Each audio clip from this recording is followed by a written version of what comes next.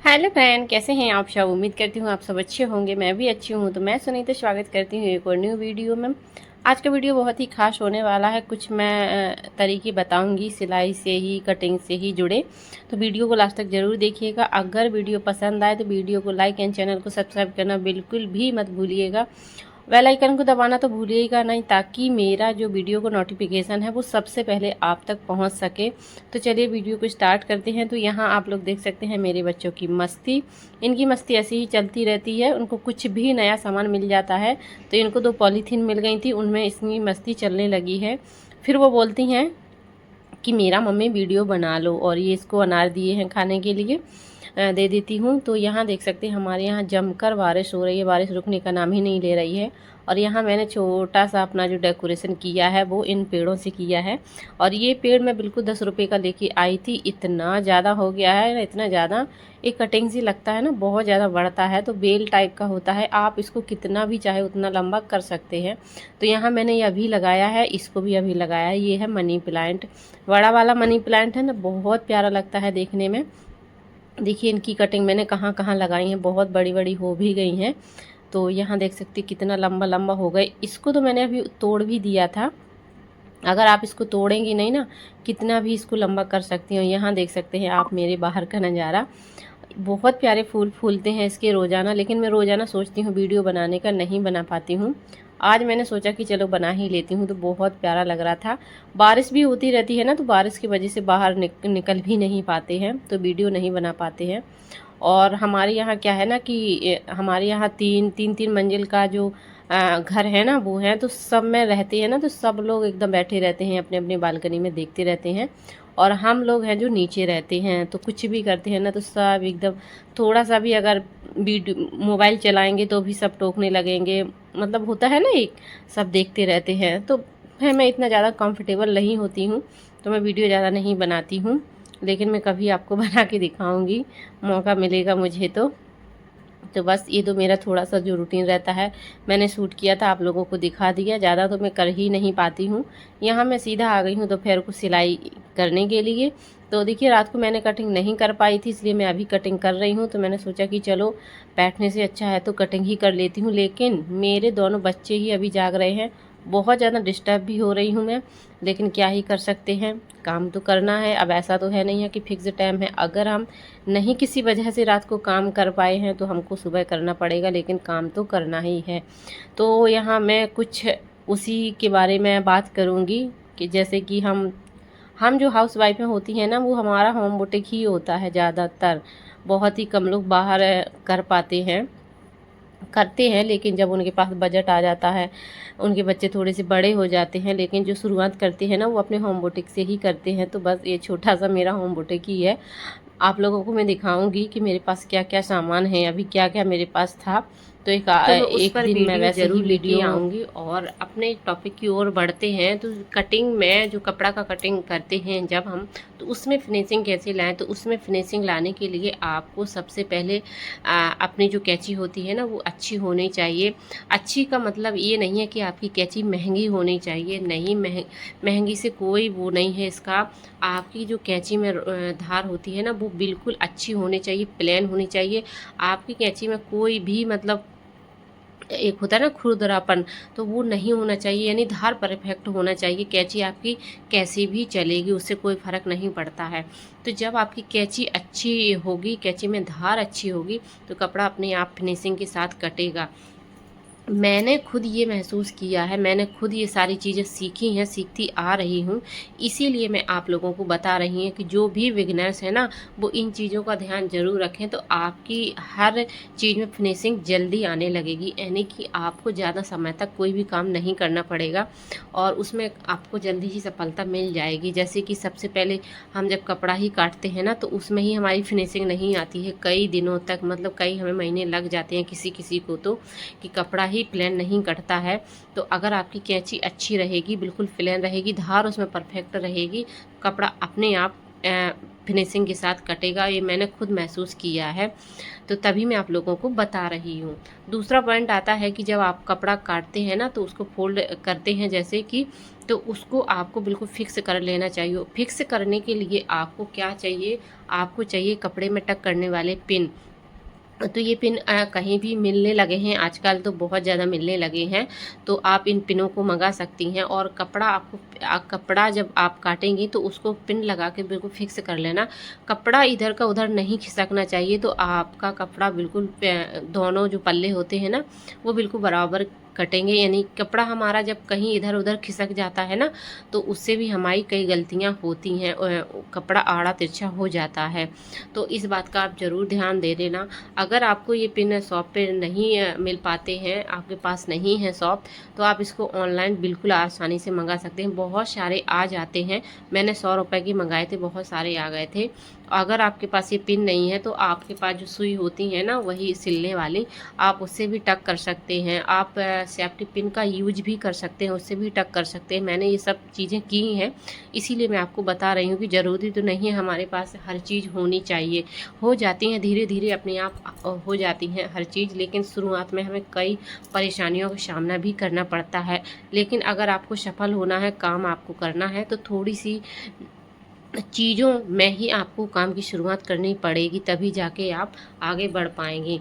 और तीसरा जो पॉइंट आता है ना कि आपका जो मतलब जब आप लाइनिंग खींचती हैं ना तो लाइनिंग आप इंची टेप पे, कई बार होता है ना कि जब हम इंची टेप को रखते हैं और हम लाइन खींचते हैं ना तो हमारा हाथ खिसक जाता है और फिर लाइन तिरछी हो जाती है।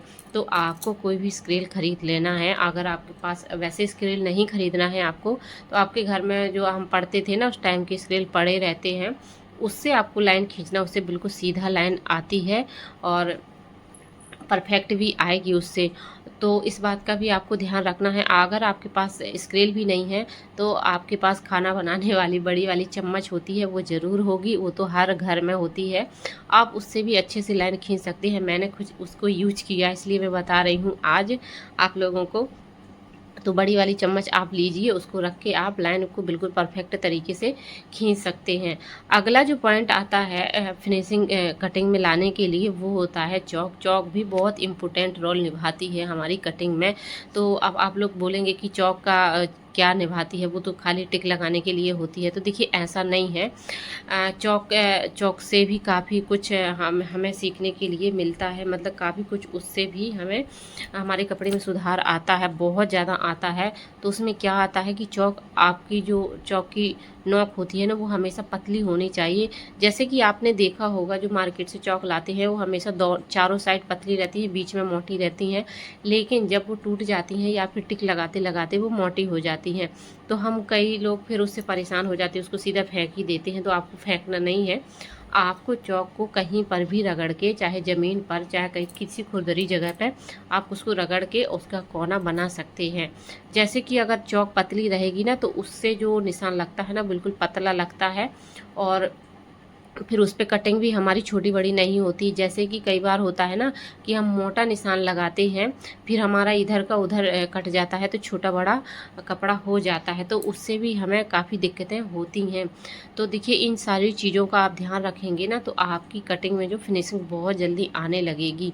तो इन चीज़ों का ध्यान ज़रूर रखना। और मैंने ये चीज़ें बहुत अच्छी तरह से देखी हैं और मैंने खुद इसको सीखा है, इसीलिए मैं आप लोगों को बता रही हूँ। तो कभी भी आपका आड़ा तिरछा कपड़ा नहीं होगा। और यहाँ देख सकते हैं जब मैं टिक लगाती हूँ ना, तो जो मैं आर्म होल का जो गुलाई करती हूँ ना, मेरी गुलाई में बिल्कुल भी गोल नहीं आता था। पता नहीं क्यों नहीं आता था, वो तो होता ही है बिगनर्स के साथ। लेकिन जब आप उसकी बार बार प्रैक्टिस करेंगे ना, यानी बार बार उसको लगाएंगे, तो उसमें आराम से गुलाई आने लगती है। तो उसमें भी कई रूल्स होते हैं। देखिए रूल्स तो हर चीज़ के होते हैं, ऐसा नहीं है अंदाजे से आपको कोई भी चीज़ नहीं करना है। शुरुआत में आपको चाहे जितने भी टिक लगाने हैं आपको नाप कर ही लगाना है। जैसे कि आप मेरे देख रहे हैं आगे के पल्ले में ना जो मेरा निशान थोड़ा सा गलत हो गया था, वो इसलिए क्योंकि मेरे बच्चे दोनों बैठे हैं, वो बातें कर रहे थे तो मेरा दिमाग भटक गया था।